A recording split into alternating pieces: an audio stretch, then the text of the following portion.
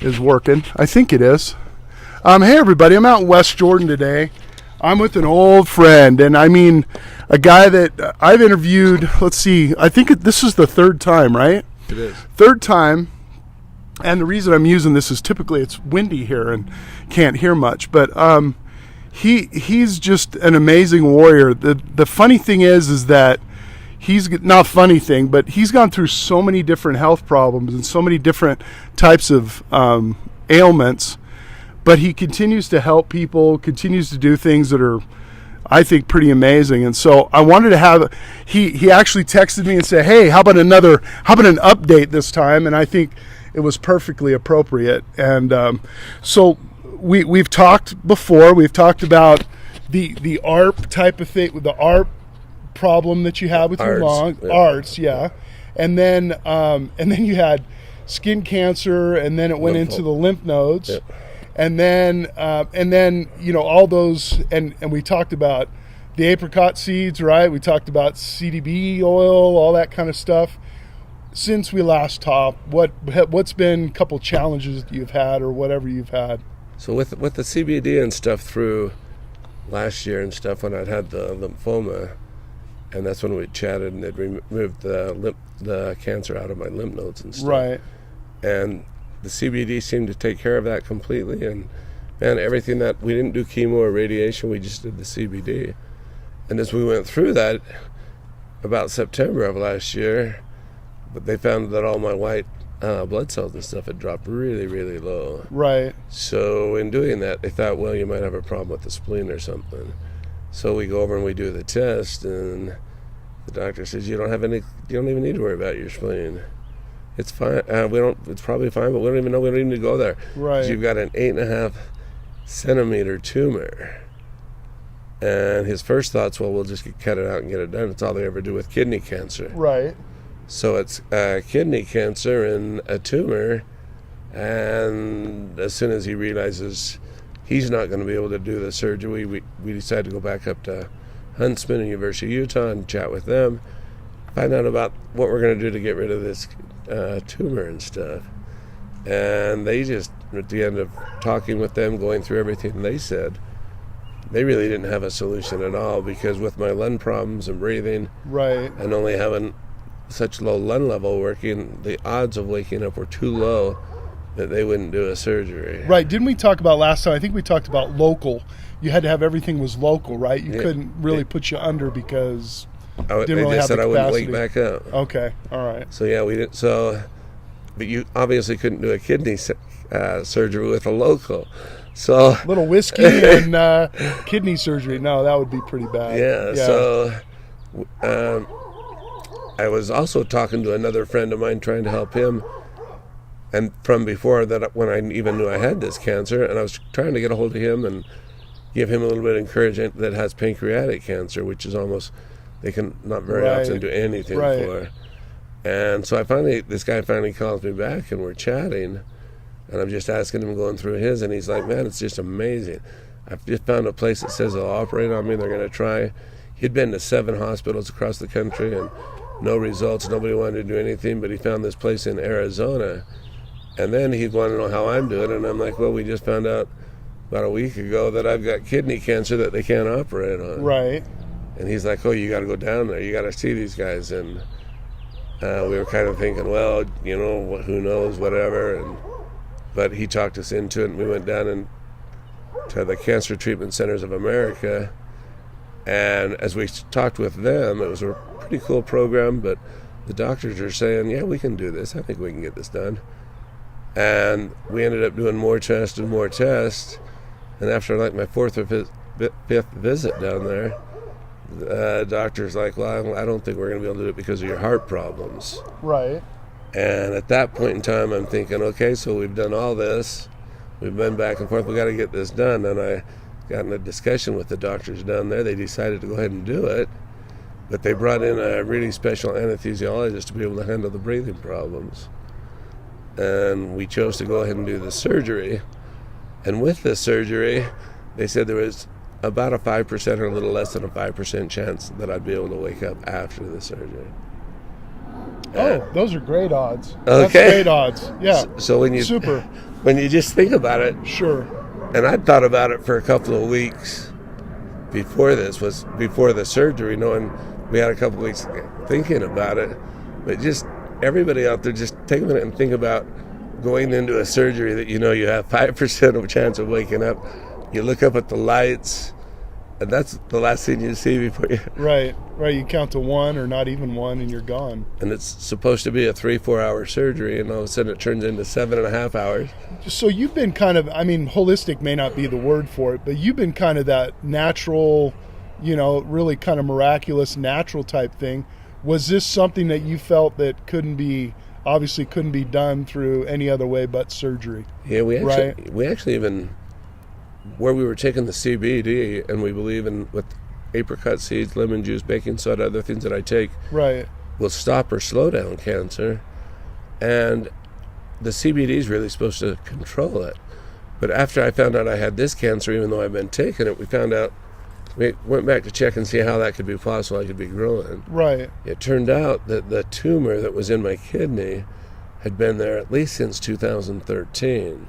Oh, okay. So we also found out that CBD will slow cancer cells, slow cancer growth, but it won't stop a tumor. Oh, okay. So with that, we found out that there's some other oils and stuff, some that have THC, that they know have saved people's lives. So we actually even went over to Colorado, bought a bunch of stuff that had the THC stuff. We used it, did it, but the grams and the amount you need to take it, you just waste. Oh yeah, you get the THC. You get carpeted. Yeah, sure. They want you to take up to 1 gram a day of this THC oil. Oh wow.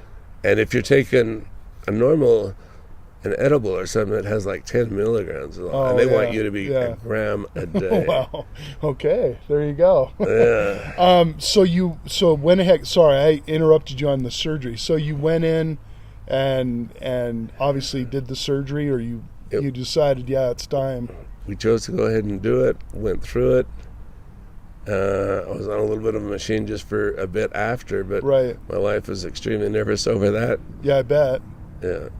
Well, she definitely she's been the one that's always kind of guided that discussion about what's the best choice in making things better. So that was back when? That is just January 23rd. January 23rd. Is wow. when I had the operation. So you're within about 3 to 4 weeks, I was up working and everything. Really? Wow. And now we're actually just doing. I don't know. Oh, there we go. Hey, we're back. Okay. Well, yeah, Tricia wants to come in. I think we got room. We definitely have room for her. Right here. No, you Yeah, right. Yeah. There we go. I don't need to be in the picture. So scoot over. So I know you've got lots of friends on Facebook, lots of friends social media, lots of friends here in Utah and around. Do you get a lot of people that will contact you and say, "Hey, how you getting through all this stuff? Are you obviously friends that kind of come and say, "Man, you're just like a miracle." I do. I have a lot of different people, and part of the reason that we're working with Beau is because a lot of the stuff that you're out here doing and talking with people, and I see your stories on a daily basis, everybody you're working with helping, and sharing those stories sometimes even help me relate with other people that have other problems and stuff, and I'm able to help them with those. So I have a lot of people in just every different types of a lot of diseases, cancer stuff especially, where I have actually beaten it 3 times of major types of cancer. Right. But a lot, when people actually hear the real story that there was less than a 5% chance to wake up, and I was in a coma for 6.5 months at one time before that one time. I remember that. Yeah. So amongst all this stuff, you do some real good work in real estate and other types of things too, right? Yeah. Let's talk about that for a minute. You help people sometimes with their down payments because sometimes you don't. We'll give up the commissions and to go ahead and help people get into the house. Get really creative on financing. Get creative on Right. Everything tied with the real estate. Do you help a lot of single mothers and maybe a few men that aren't douchebags that need help with something like that? Yep. How long have you done that? I've been a while. I've been an agent since '80, but really the last 5-10 years. 100 years at least. 100. So he's got 9 lives. Right. So we have to times that by 100. Exactly. He's an incredible.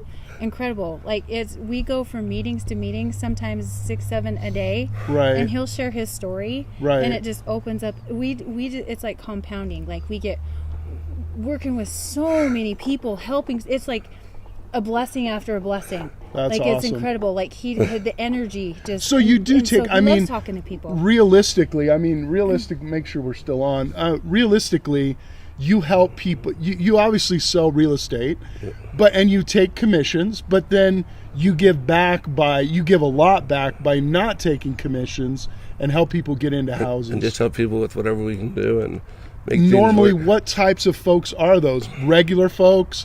I mean, on my little stuff, we're all going through very similar types of issues, and people come from all socioeconomic groups and strata and races and backgrounds, and it's kind of, is there one, when you're helping folks, is there one group of people that a lot of it seems that I end up helping a lot of single women that really need the extra help. Lindsay's being very generous. He helps everybody. It doesn't matter what anybody's socioeconomic background.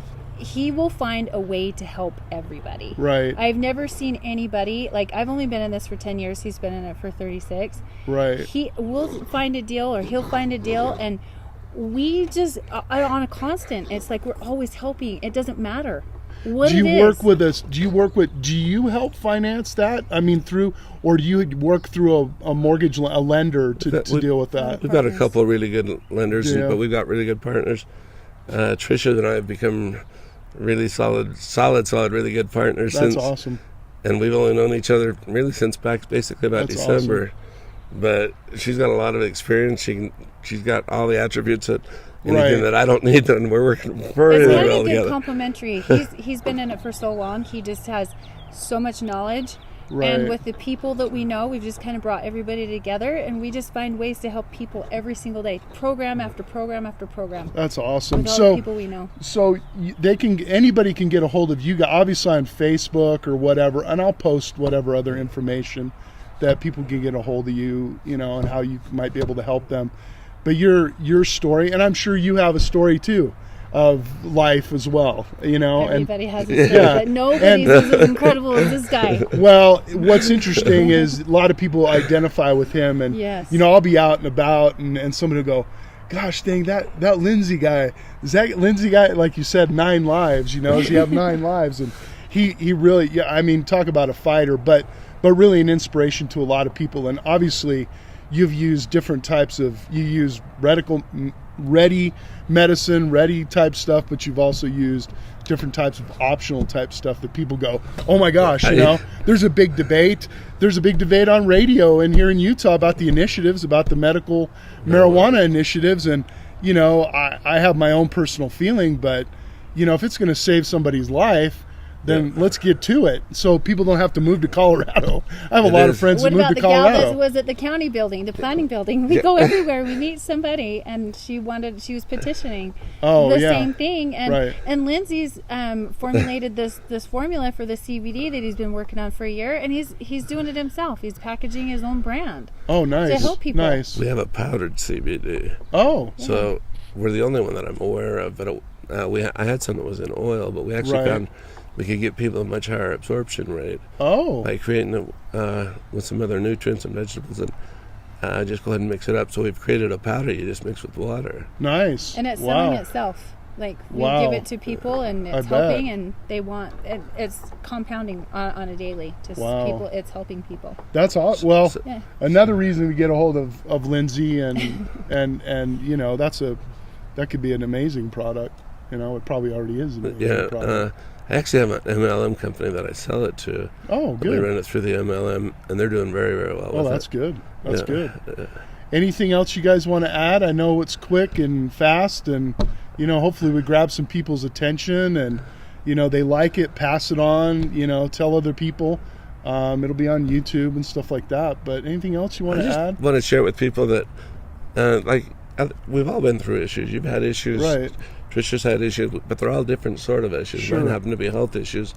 But I just like everybody to be aware, if they want to just keep trying, think of all the answers. Think about how far they've come, not how far they need to go. And the more you realize what you've done or what you've accomplished, we've all got, no matter what level of life we're at, we've all got lots of things we've accomplished.